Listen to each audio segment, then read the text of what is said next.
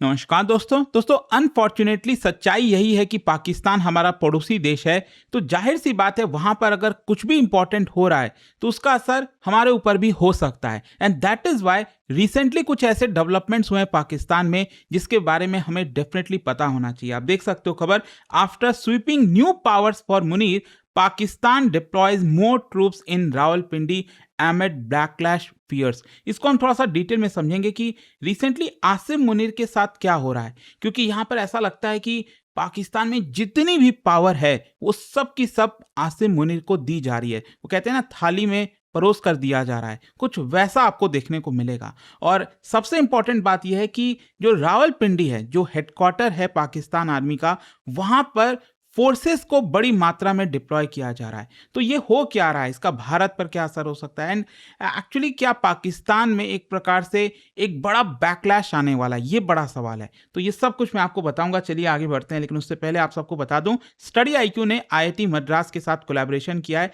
ताकि जो आपका स्किल बेस्ड कोर्स है, जैसे जनरेटिव एआई कोर्स, ये हम आपके लिए बेहतरीन तरीके से ला सकें। यहाँ पर जो आपको एआई के बारे में समझ है, जो एआई के बारे में आपको जानकारी चाहिए ताकि आप अपने किसी भी फील्ड में उसका इस्तेमाल कर पाएं, वो आपको यहाँ पर मिलेगा। आप देख सकते हो 10 वीक का पूरा सेशन वो होगा और 20 लाइव सेशंस होंगे, 60 लाइव आवर्स की क्लासेस होंगी, मतलब हर एक सेशन 3-3 घंटे का होगा।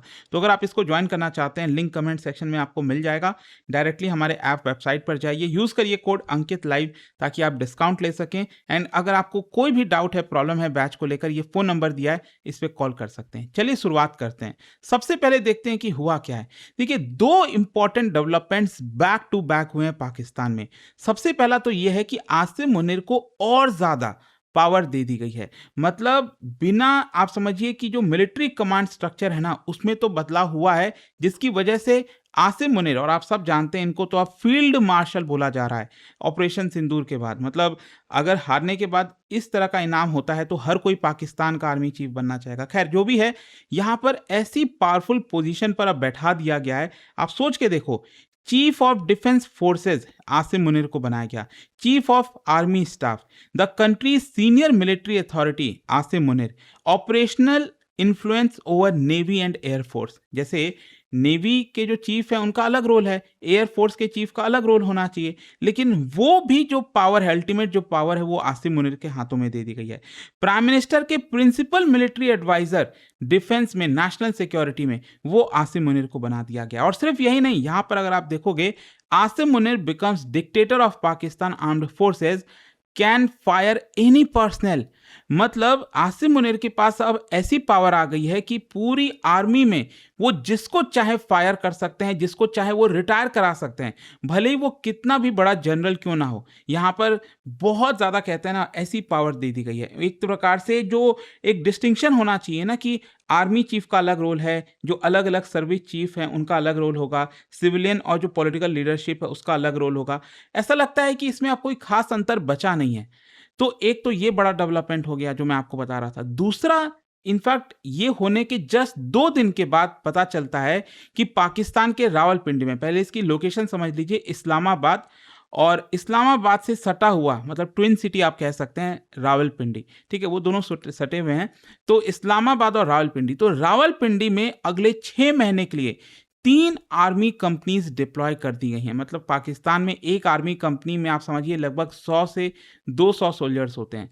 तो इस तरह के 3 आर्मी कंपनीज को डिप्लॉय किया गया है। और इसका ऑफिशियल जस्टिफिकेशन क्या दिया जा रहा है? सेंसिटिव सिक्योरिटी ड्यूटीज के लिए हम कर रहे हैं, और यहां पर जो अनडिजायरेबल सिचुएशन है उसको अवॉइड करने के लिए, अनफोर्सीन थ्रेट हो सकता है। और मैं आपको बता दूं, ये बेसिकली पाकिस्तान का जो कॉन्स्टिट्यूशन है उसमें आर्टिकल 245 के तहत इतनी सारी जो सेना है वो रावलपिंडी में तैनात की जा रही है। लेकिन आप ये समझिए कि जो ऑफिशियल स्टेटमेंट है पाकिस्तान का, वो क्या कह रहा है कि यहाँ पर सिक्योरिटी कंसर्न है, तो एक प्रकार से जो सिविलियन अथॉरिटीज हैं उनको मिलिट्री असिस्टेंस की आवश्यकता है, and that is why army को डिप्लॉय किया जा रहा है। लेकिन कोई भी चीज ऐसे ही नहीं होती है। क्या है, जो टाइमिंग है वो बहुत मैटर करता है। अब टाइमिंग क्यों इंपॉर्टेंट है? जैसा मैंने बताया कि एक तो आसिम मुनीर को पहले नई पावर्स दी गई, 2 दिन के बाद आर्मी डिप्लॉय किया गया, और 6 महीने के लिए डिप्लॉयमेंट किया गया है। गवर्नमेंट कह रही है कि यहाँ पर सिक्योरिटी को देखते हुए, लेकिन कहीं ना कहीं जो एक्सपर्ट्स के द्वारा खबरें बताई जा रही हैं, जो बातें बताई जा रही हैं, वो ये है कि मिलिट्री और गवर्नमेंट दोनों को बैकलैश झेलना पड़ सकता है। Political backlash as well as military backlash. देखो पाकिस्तान में अगर आप देखेंगे ना, तो यहाँ पर पॉलिटिकल बैकलैश तो होता ही रहता है समय-समय पर, लेकिन मिलिट्री बैकलैश उतना आपको देखने को नहीं मिलेगा। जनरली जो लोग हैं वहाँ पर, वो खुलकर पाकिस्तान को सपोर्ट करते हैं, उनकी आर्मी को सपोर्ट करते हैं और उसके पीछे का देखो वही है, वो नेशनलिज़्म कह देना या फिर आप समझिए कि कश्मीर का मुद्दा, भारत का जो सेंसिटिव मुद्दा है, तो इस तरह की चीज़ों के थ्रू जो है वहाँ पर लोगों को उकसाया जाता है, ताकि लोग आर्मी को तो सपोर्ट करते रहें। तो ये चीज़ यहाँ पर अब देखिए, रावलपिंडी की हम बात करें ना, रावलपिंडी कोई मतलब it is not just another Pakistani city. ये जैसे मैंने बताया पाकिस्तान के मिलिट्री एस्टैब्लिशमेंट का सेंटर है। जो वहाँ की हेडक्वार्टर है ना पाकिस्तान आर्मी की, वो आपको रावलपिंडी में मिलेगी एंड दैट इज़ व्हाई वहाँ पर अगर ट्रूप्स का इतना बड़ा डिप्लॉयमेंट हो रहा है, तो कुछ हो सकता है। अब इसको आपको लिंक करना पड़ेगा इमरान खान के साथ। अदियाला जेल वो रावलपिंडी में है और वही वो जगह है जहाँ पर इमरान खान को जेल में रखा गया। अभी रिसेंटली आपने कुछ खबरें भी देखी होंगी, इमरान खान को हॉस्पिटल शिफ्ट किया गया, फिर यहाँ पर जेल शिफ्ट किया गया। इस तरह की कुछ चीज़ें चल रही हैं। लेकिन आपको एक चीज़ समझना है कि इमरान खान और उनकी जो पार्टी है, उनके जो सपोर्टर्स हैं, वो इस समय पूरा खिलाफ हो रखे हैं आर्मी के। यहाँ पर जो इमरान खान की पॉलिटिकल मूवमेंट है, पार्टी आप सब जानते होंगे, पाकिस्तान तहरीक-ए-इंसाफ, वो लंबे समय से कन्फ्रंटेशन में चल रही है पाकिस्तान मिलिट्री के साथ एंड इन्होंने एक मेजर अनाउंसमेंट किया है। पीटीआई ने अनाउंस किया है कि 27 सितंबर को बड़ी मात्रा में मार्च हम निकालेंगे इस्लामाबाद की तरफ एंड दैट इज़ वाई, क्योंकि रावलपिंडी में आपको मैंने बताया कि ये सब कुछ आपको देखने को मिलेगा।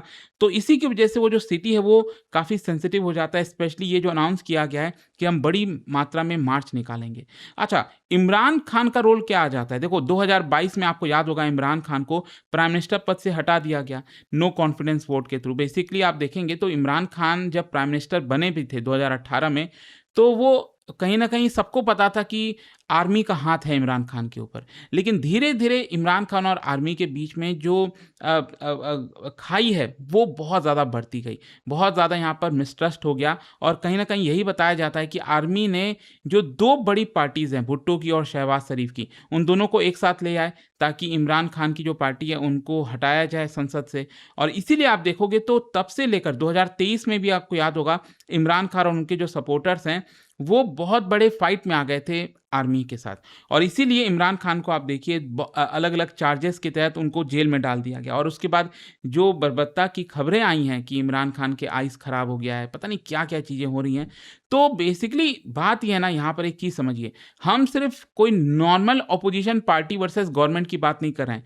यहाँ पर बात हो रही है कि अल्टीमेटली पाकिस्तान को कंट्रोल कौन करता है? क्या एक इलेक्टेड सिविलियन गवर्नमेंट कंट्रोल करेगी या फिर मिलिट्री कंट्रोल करेगी?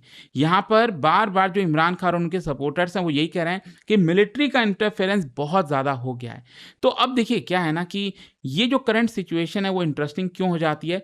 सबसे पहला ये है कि जो पीटीआई है पाकिस्तान तहरीक-ए-इंसाफ, इमरान खान की पार्टी, वो उनमें से कुछ लोग कह रहे हैं कि देखिए हम पाकिस्तान आर्मी के खिलाफ नहीं जाएँगे, हम कन्फ्रंटेशन नहीं करेंगे। लेकिन कुछ लोग यहाँ पर फिर भी मोबिलाइज़ेशन कर रहे हैं। जैसे इमरान खान के जो सबसे क्लोज़ साथी हैं ज़ुल्फ़िकार बुखारी, उन्होंने कहा है कि हम जो अनाउंस कर रहे हैं, जो भी चीज़ें कर रहे हैं, इसका मतलब ये नहीं है कि हम आसिम मुनीर के खिलाफ जा रहे हैं।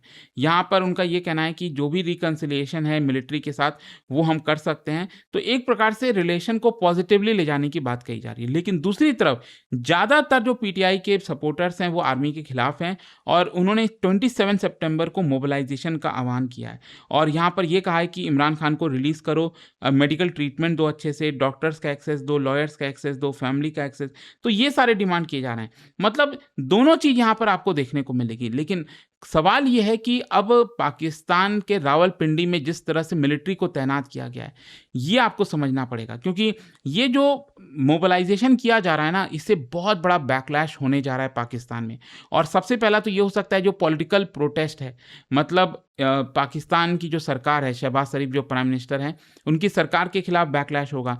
तो इसकी वजह से हो सकता है रोड ब्लॉक किया जाए, पुलिस के साथ क्लैश हो, तो कहीं न कहीं इसकी वजह से हो सकता है कि यहाँ पर जो आर्मी है उसको डिप्लॉय किया गया। दूसरा एंटी मिलिट्री सेंटीमेंट, मतलब डायरेक्टली मिलिट्री के खिलाफ यहाँ पर प्रदर्शन हो, तो ये भी एक कारण हो सकता है। लेकिन एक तीसरा आपको और इंटरेस्टिंग चीज़ बताता हूँ कि रावलपिंडी में ये जो मिलिट्री तैनात की गई है ना, उसके पीछे इंटरनल मिलिट्री डिसेंट भी हो सकता है। मैंने आपको क्या बोला स्टार्टिंग में कि आसिम मुनीर को अनलिमिटेड पावर दे दी गई, इट्स काइंड ऑफ डिक्टेटरशिप। तो यहाँ पर है क्या ना कि जो बाकी के लोग होंगे, जो मिलिट्री पर्सनल होंगे पाकिस्तान आर्मी में, ऐसा तो है नहीं कि वो बहुत खुश होंगे, क्योंकि हर एक की अपनी मंशा होती है, चाह होती है कि वो भी आर्मी चीफ बनेंगे। लेकिन अब तो लग नहीं रहा कि आसिम मुनीर गद्दी खाली करने वाले हैं। तो इसीलिए यहाँ पर इंटरनली एक बहुत बड़ा डिसेंट हो सकता है, और उसी को शांत करने के लिए वो में भी शायद इस तरह की आर्मी की डिप्लॉयमेंट की जा रही है। अच्छा, पाकिस्तान का इतिहास अगर आप देखोगे सिविल मिलिट्री प्रॉब्लम से गुजरता रहा है। 1958 में अयूब खान, याया खान 1969 में, जियाउल हक 1977 में, और परवेज मुशर्रफ, हर किसी ने यहाँ पर जो है तख्ता पलट किया। एंड इनफैक्ट अगर तख्ता पलट नहीं भी हुआ था, अगर कोई सिविलियन गवर्नमेंट थी भी, तो भी अगर आप देखोगे तो फॉरेन पॉलिसी से लेकर जो भी पॉलिसी है वो सब कुछ आर्मी कंट्रोल करती थी। आपने देखा भी होगा जब भी पाकिस्तान की जो प्राइम मिनिस्टर है शहबाज शरीफ, चाहे वो ट्रम्प से मिलते हैं या फिर कहीं और जाते हैं, तो उनके साथ साथ आसिम मुनीर भी चल लेते हैं, दिखाते हैं कि भाई देखो असली पावर तो हमारे पास है। तो ये प्रॉब्लम रही है। लेकिन एक चीज़ समझिए, आसिम मुनीर का रोल यहाँ पर काफ़ी डिफरेंट है। पहले क्या होता था कि ये जो आर्मी चीफ लोग थे, ये लोग तख्ता पलट कर देते थे, कू कर देते थे। यहाँ पर क्या हो रहा है ना कि बहुत ही फॉर्मल तरीके से संविधान में बदलाव किया गया, आसिम मुनीर को प्रॉपर पावर दी गई, कॉन्स्टिट्यूशनल तरीके से पावर दी गई। दिखाया जा रहा है कि देखो आसिम मुनीर तो अपना कॉन्स्टिट्यूशनल रोल निभा रहे हैं। और यहाँ पर जो क्रिटिक्स हैं उनका आर्गुमेंट यही है कि देखो पाकिस्तान के आर्मी चीफ तो वैसे ही बहुत ज़्यादा पावरफुल था, उसके पास पाकिस्तान की सारी पावर थी, अब और ज़्यादा पावर देने का मतलब क्या है? तो कहीं ना कहीं ऐसा लगता है कि सब कुछ एक ही जगह कंसंट्रेट होने वाला है। तो सवाल यही है कि क्या ये मिलिट्री डिक्टेटरशिप है? देखो फॉर्मल तरीके से आप देखेंगे तो पाकिस्तान में अभी भी प्रेसिडेंट है, प्राइम मिनिस्टर है, पार्लियामेंट है, तो ऐसे लगेगा कि नहीं कि डिक्टेटरशिप है। लेकिन एक्चुअल जो ट्रूथ है, जो अभी आप रियलिटी देखोगे, चाहे वो डिफेंस, नेशनल सिक्योरिटी, हर एक चीज इस समय आसिम मुनीर के पास है। So that means it's kind of dictatorship. तो देखते हैं अब इसका असर क्या होगा, क्योंकि जैसे मैंने बताया कि अल्टीमेटली देखो पाकिस्तान में जब भी मिलिट्री ज़्यादा पावरफुल होती है तो उसकी वजह से क्या होता है कि ये लोग कश्मीर का मुद्दा, भारत को परेशान करने की कोशिश ये लोग अब करने लगते हैं, ताकि जो लोगों का सेंटिमेंट है वो सही मुद्दे से भटकाया जा सके और इस तरह की चीज़ों पर लगाया जा सके। तो इसी की वजह से अगेन भारत को काफ़ी अलर्ट रहना पड़ेगा इन सब चीज़ों को देखते हुए। लेट्स सी आगे क्या होगा, बट आई होप कि ये जो भी कुछ हुआ है पाकिस्तान में वो आपको समझ में आ गया होगा। और जाने से पहले एक बहुत ही इंटरेस्टिंग क्वेश्चन, पाकिस्तान को लेकर कुछ इवेंट्स यहाँ पर दिए हुए हैं, आपको इसको क्रोनोलॉजिकल ऑर्डर में अरेंज करना है कि पहले क्या हुआ फिर क्या, इस तरह से। और इसका जो राइट आंसर आप सब जानते हैं, मेरे इंस्टाग्राम पर तो मिलेगा ही, वहाँ पर अगर आप नहीं, कोई बात नहीं, टेलीग्राम से ले सकते हैं इसका सही उत्तर। और दोस्तों जैसे मैंने आपको बताया, अगर आप स्टडी IQ और IIT मद्रास के साथ कोलैबोरेट वाले कोर्स में जनरेटिव AI का कोर्स लेना चाहते हैं, लिंक कमेंट सेक्शन में दिया हुआ है। यहाँ पर आपको जो पूरी पढ़ाई है AI को लेकर, जनरेटिव AI, चैट GPT से लेकर हर एक चीज़, प्रॉम्प्ट कैसे होगा, कैसे आप उसका यूटिलाइज कर सकते हो, आपके लाइफ में जो स्किल है उसको काफ़ी एनहांस करेगा। तो डेफिनेटली इसको कंसिडर करिएगा। यहाँ पर कोई भी डाउट है, प्रॉब्लम है, तो ये फ़ोन नंबर भी दिया हुआ है, इस पर कॉल कर सकते हैं। And use this code Ankit live maximum discount के लिए। स्टडी IQ IAS, आपका सिलेक्शन हमारा मिशन।